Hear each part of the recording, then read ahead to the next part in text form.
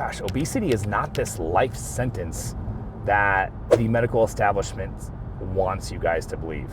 This is diabetes, same thing. Diabetes specifically, it's not this life sentence. I think it's so important to understand, guys, and that's the entirety of this video. I want you guys to understand that obesity is not a chronic, irreversible disease. It's not a life sentence. You've been fed a bullshit narrative. In this video, I think you'll understand why and where I'm coming from. Just ask any functional doctor, where they come from and what they see all the time.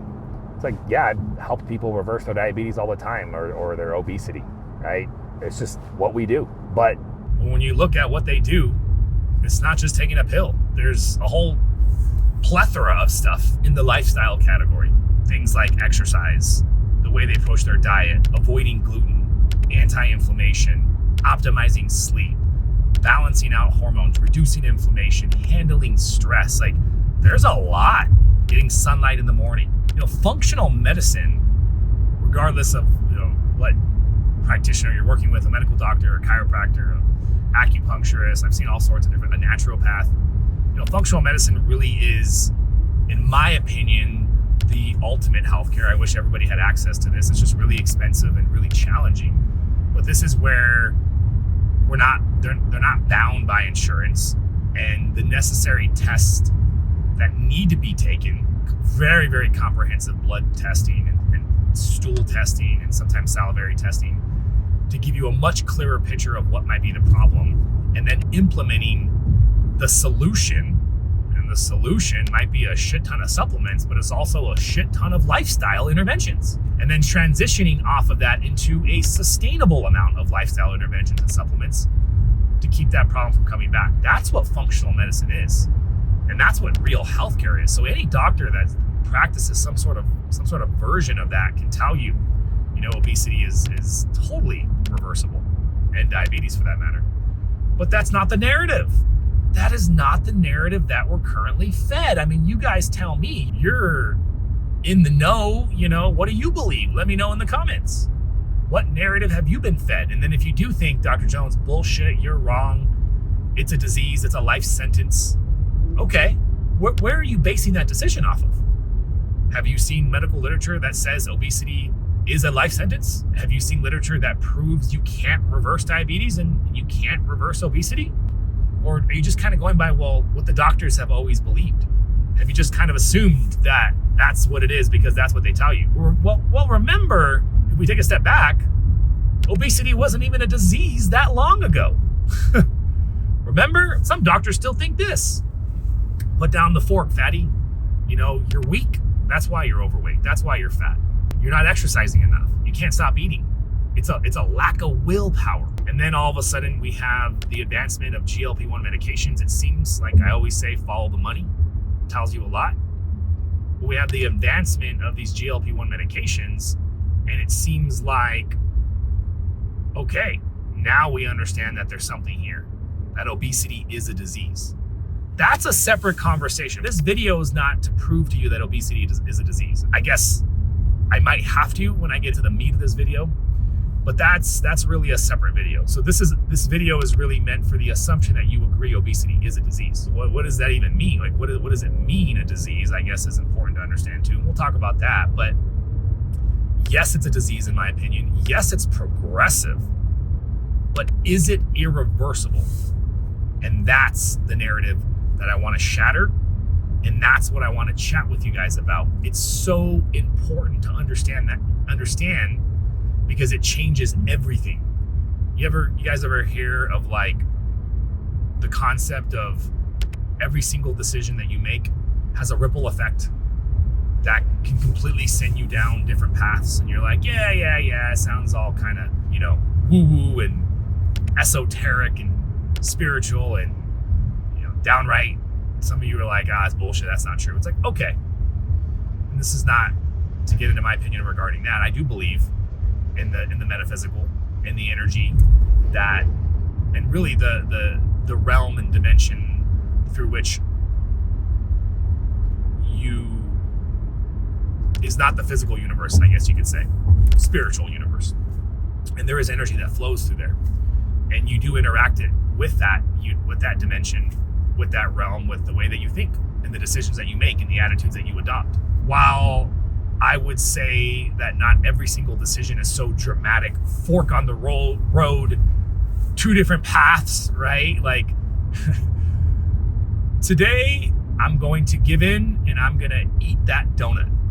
Probably not going to be a fork in the road that's going to change dramatically the paths in front of you. Just that one time, just that one donut. What about this? You choose to believe that obesity is a chronic, irreversible disease.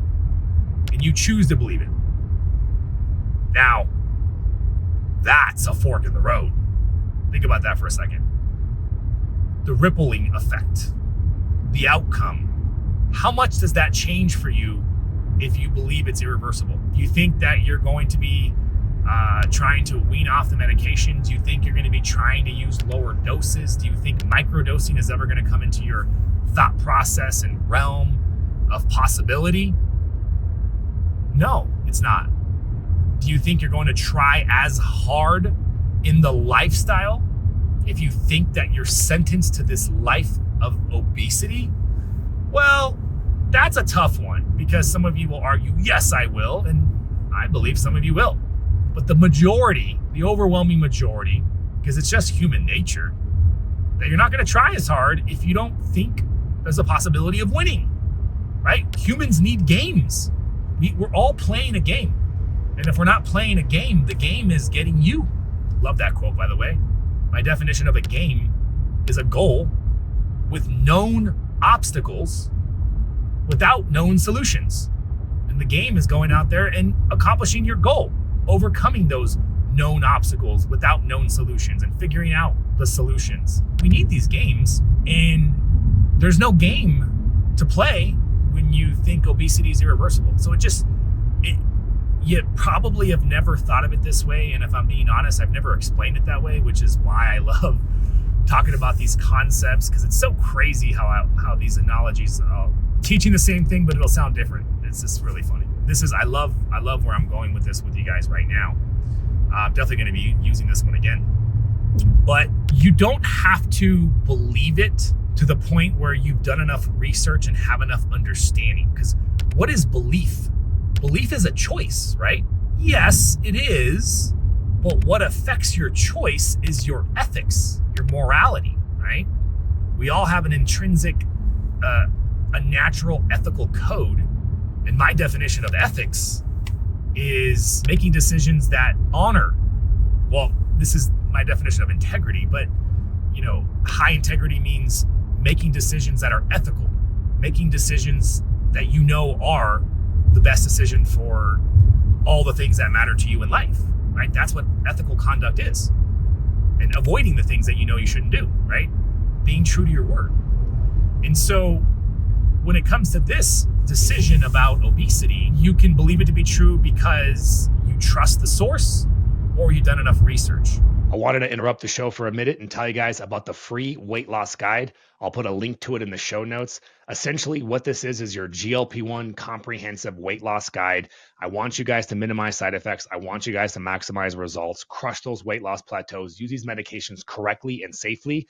Again, I'll link to it in the show notes. Now, back to the show. Now, what if you haven't had the opportunity to do the research or understand it, or you don't have a trusted source, but you want to believe it? Let's say if you're like, I want to believe it. I haven't had that validating point that makes it truthfully believable to me yet, but it makes sense. It's like, okay, cool. I'll still work with that. That's good enough. And that's actually more ethical to say that I hope this decision actually pans out to be true. I'm willing to give it a shot. I don't have enough reason and truth around me to believe it yet, but I accept the premise. I hope it to be true.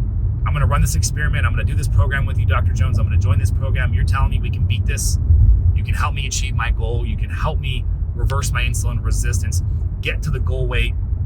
My medical practitioners will help you wind down, titrate down to a lower dose and maintain your weight, either off the medications or on a microdosing protocol. It's like, all right. And by the end of this experiment, if I accomplish what you're saying, Dr. Jones, then I am a believer, right? That's cool. I'll take that. everything in that category is on the good side. For the people out there that are stuck, or you're using these medications and you think that this is, like I said, chronic and irreversible, what if you just try to strive for the scenario where you're willing to give it a shot? What if you look at the evidence that you have in front of you and you give yourself all the reasons? Because here's the thing, again, human nature.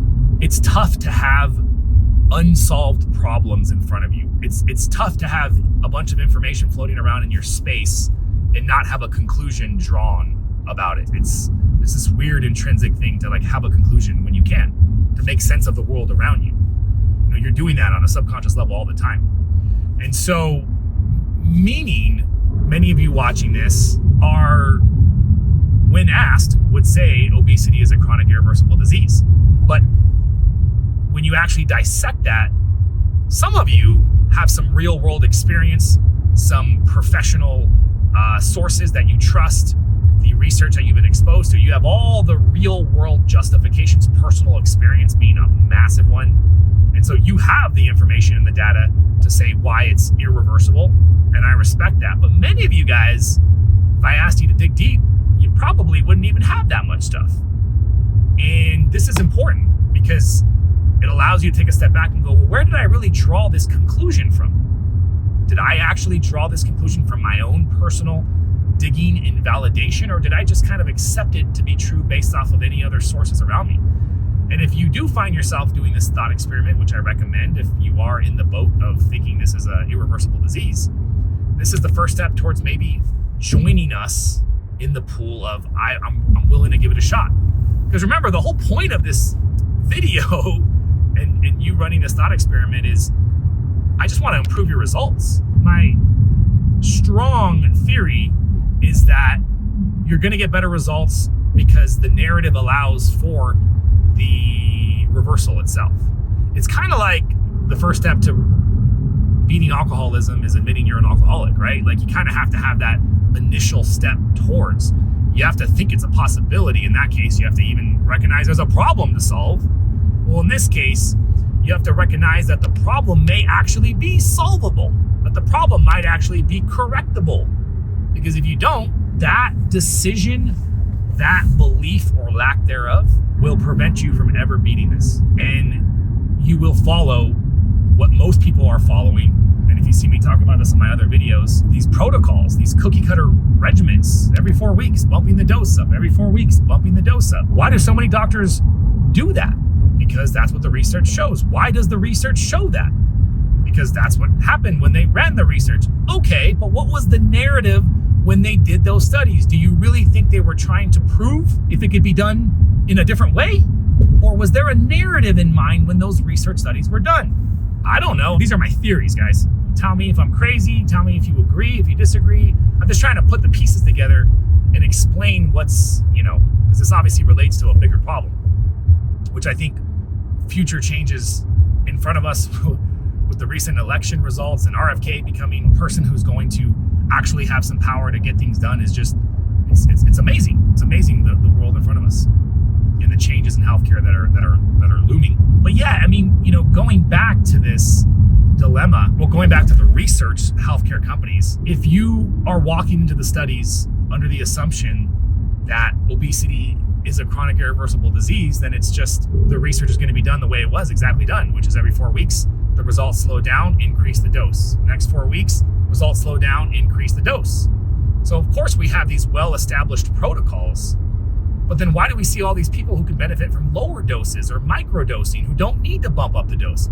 How come I notice with the thousands of people that I've coached that if we do things like fasting and weight training and lower their carbohydrate intake and reduce their consumption of processed foods and put them on good supplement protocols, reduce their inflammation, help them sleep better, optimize their sleep, handle stress. Like, how come when we do those things, it's like not only does the weight loss results improve dramatically, but they don't need to increase their doses? Like, why is that happening? And I know I'm not the only one seeing this. Many of you clinicians watching this can attest to this because you're doing the same thing. Maybe there was a narrative that was being followed when those research studies were done. Maybe there's a narrative that's always been followed when the majority of medical research has been done.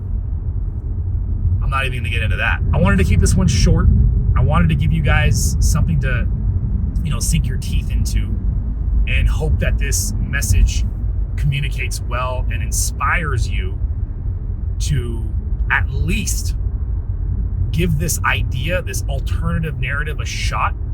Just maybe, as a 300-pound obese individual jumping on these medications, maybe I can beat this obesity. Maybe I could implement with GLP-1s, with powerful peptides, the proper combination of lifestyle interventions. Maybe I can work with this clinic. Say you're working with ours. They're gonna start off with some comprehensive blood panel. They're gonna look at my insulin resistance. They're gonna look at inflammation. We're gonna look at a functional thyroid panel and help me optimize my thyroid if need be. I'm really gonna put the effort forward, and I'm gonna implement these different categories, not just so fixated on the initial result, but just overall health. I'm gonna make these changes and focus on weight loss and overall health. And maybe if I do that, this crazy guy called Dr. Jones, who likes to talk really loud on his lives, maybe what he's saying is actually, there's something there. And that's all I want for you guys, because to me, I'm on a mission to help 1 million people battle obesity without lifelong dependence upon medications, but I embrace them when needed. And I think the battle on obesity without GLP-1s is a battle that I don't think we should make people fight. I will always say that if you can achieve these changes without the medications, don't use the medications. Unless we're talking about microdosing, because if you don't need the medications, it means you are in better metabolic health. And if you're in better metabolic health, you could actually benefit from microdosing protocols. And that's a whole nother conversation. Check out my microdosing videos. But wrapping this all up, guys, if you already are into the narrative that I believe, then rock and roll, baby. You're probably either in my programs or you follow me and you're doing it, and this is your first time. I hope this is not going to be your last time. And this shouldn't be your last time, because I intend to continue to do what I'm doing across multiple platforms, inspiring and mentoring you guys and helping you guys achieve a better version of you. That's my life's mission. If you guys enjoyed this video, if you want to learn more about our protocol actually, and how we help people achieve lasting weight loss, check out this video right here. Let me know what you guys think in the comments. We'll see you later.